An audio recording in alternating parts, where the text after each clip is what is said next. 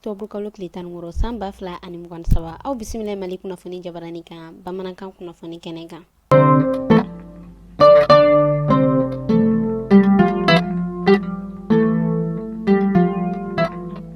Kunnafoni daminɛna an b'aw ladɔnniya k'a fɔ fɛn min yɛrɛ ye EDMSA kunnafoniyaw b'a yira k'a fɔ ale yɛrɛ kɔni ka baaraw olu tɛ ka sigi sen kan ka sabu kɛ Bamakɔ kɔnɔna a n'a kɔ kan na kunnafoniyaw b'a yira k'a fɔ fɛn min yɛrɛ ye courant tigɛ ani ji tigɛ o yɛrɛ kɔni cayalen don kosɛbɛ min yɛrɛ kɔni bɛ ka kɛ sababu ye k'a to maa caman olu yɛrɛ dahirimɛ o tɛ ka se ka nɔgɔya olu bolo kosɛbɛ ka sabu kɛ ni olu tigɛ don fɛn min yɛrɛ ka baara ye ni courant ni o tigɛla ji ni o yɛrɛ fɛnɛ tilala ka tigɛ olu yɛrɛ ka baaraw olu bɛ lasegin kɔ ni yɛrɛ kɔni ni kunnafoniya ye min bɔla dugudenw yɔrɔ ka welewele lase fanga tigilamɔgɔw ma walasa fɛɛrɛ o bɛ se ka sɔrɔ ni courant tigɛ ani ji tigɛ in na cogoya min na. Aramsadon octobre kalo tile 12 san 2023 kɔnɔna na o kɛla octobre rose ale yɛrɛ tako filanan ye min yɛrɛ ɲɛmaya ni o tala k'a di an ka première dame kɔrɔ ma n'ale bɛ wele ko Lɔbɔ Tarawele ni ale kun y'an ka jamana ɲɛmaa kɔrɔ muso ye Ala ka hinɛ la ni a bɛ wele ko Amadu Tumani Ture. Octobre rose in kɛnɛ kan a kɛla nisɔndiyaba ye ani bonya ni karama kɛnɛ min yɛrɛ kan ni colonel Asan Bajolo ale yɛrɛ kɔni ma kɛnɛ kan a yirala k'a fɔ u yɛrɛ kɔni ye dɛmɛ caman sɔrɔ fɛn min yɛrɛ kɔni ni o bɔla Médecins Sans Frontières ani Pɛsimali o maa wɔɔrɔ ni u yɛrɛ kɔni u dɛmɛ ni mobile min ni ale bɛ wele ko clinique mobile bolimafɛn min yɛrɛ kɔnɔ ni docteur minɛnw olu yɛrɛ fɛn bɛɛ bɛ sɔrɔ a kɔnɔna na kɛnɛ in kan a yirala k'a fɔ maaw olu yɛrɛ kɔni taara u ka consultation o yɛrɛ kɛ fu ani falaki ka sabu kɛ nin kun ye don ye k'a ta k'a suganti k'a da cancer bagatɔw olu yɛrɛ bolo kɛrɛnkɛrɛnnenya la cancer des seins an bɛ Ala deli Ala k'an bɛɛ lajɛlen kisi nin bana kofɔtɔ in ma. Laseni Damɛlɛ ni ale ye sɛnɛ ministre ye ale n'a baara ɲɔgɔn ministre min ni ale yɛrɛ ka baara bɛnnen don baganko ma olu bɔla ka ɲɔgɔn ye kɛ juma tɛmɛnen octobre kalo tile 13 san 2023 kɔnɔna na Grand Hôtel la ɲɔgɔn ye kɛnɛ kan u da to kuma caman na i n'a fɔ fɛn min yɛrɛ ye maa minnu ni olu bɛ dɛmɛ don ma kɛrɛnkɛrɛnnenya la faw ani walasa baloko o bɛ se ka sigi sen kan cogoya min na.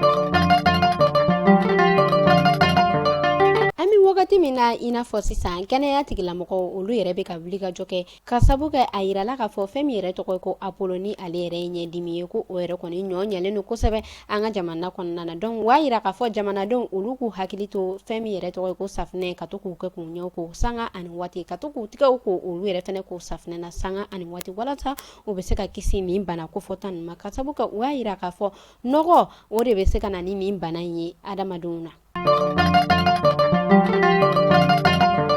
An bɛ taa Sikaso Kɛnɛdugu Mama Aisha ni ale yɛrɛ ye banbagatɔ muso ye banbagatɔ min ni ale yɛrɛ kɔni tun bɛ dolantan kɛ ni a bɛ wele ko Salifo Keyita di Domingo an bɛ Ala deli badanema Ala ka di ani alisilamɛsu bɛɛ lajɛlen ma a yirala k'a fɔ ale ka muso o yɛrɛ kɔni bɔla ka taa yala kɛ Sikaso yala min kɔnɔna na n'a taara foli bila ani tasi bila kɛ ka ɲɛsin nin cɛ kofɔtɔ in ma cɛ min yɛrɛ ni a y'a ase ko a n'a dɔn ko yira fɛn min ye Mali dolantan ko o kɔnɔna ye an bɛ Ala deli badanema Ala ka di ani alisilamɛsu bɛɛ lajɛlen ma. An bɛ taa Kayi tarata tɛmɛnen octobre kalo tile 10 san 2023 kɔnɔna na nɛgɛ kanɲɛ 20 waati a yirala k'a fɔ sifinna ka denmisɛn dɔ ni ale yɛrɛ si bɛ taa san 10 ɲɔgɔn kɔnɔ ni bingani o yɛrɛ kɔni kɛla ale ka bingani min ni o yɛrɛ kɔni kɛla sifinna ka denmisɛnnin fila olu yɛrɛ nɔna ni kelen ni o si bɛ taa san 14 ni filanan o si bɛ taa san 18 ɲɔgɔn kɔ la a yirala k'a fɔ nin binganikɛla denmisɛnnin fitinin fila ninnu ko olu yɛrɛ kɔni bɛ wele u ka sigida la ko Chamani kunnafoniyaw y'a yira k'a fɔ u talen ni sifinna ka denmisɛnnin kɔni ye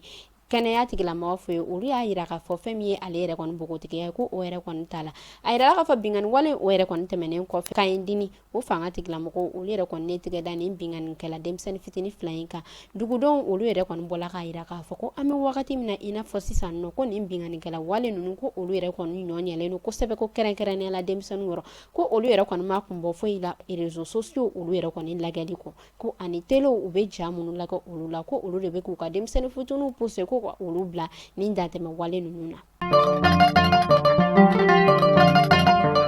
Kunnafoni kuncɛ la a yirala k'a fɔ Irisi ale yɛrɛ kɔni halisa an bɛ wagati min na i n'a fɔ sisan a bɛ ka dɛmɛ don kɛ farafinna jamanaw ma kɛrɛnkɛrɛnnenya la Mali a yirala k'a fɔ ko u bɛna école géologique k'o dayɛlɛ an ka ba Maliba o kɔnɔna na walasa fɛn min yɛrɛ ye sifinnakaw olu yɛrɛ ka chômage ye caman bɛ se ka bɔ o la cogoya min na.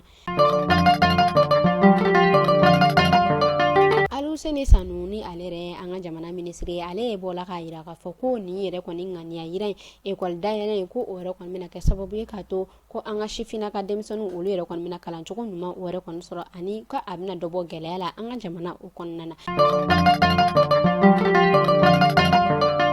Ni ne kun bɛ dansigi kɛ bi kunnafoni ni e maa o maa i bɛ fɛ i ka yɔrɔ o ka lakodɔn n'i bɛ fɛ i ka baarakɛtɔw ani i ka feerefɛnw ka lakodɔn i b'an wele nin numéro damadɔ in na 75 71 50 31 ni ne kun bɛ dansigi kɛ bi kunnafoni na aw k'an bɛn siɲɛ wɛrɛ.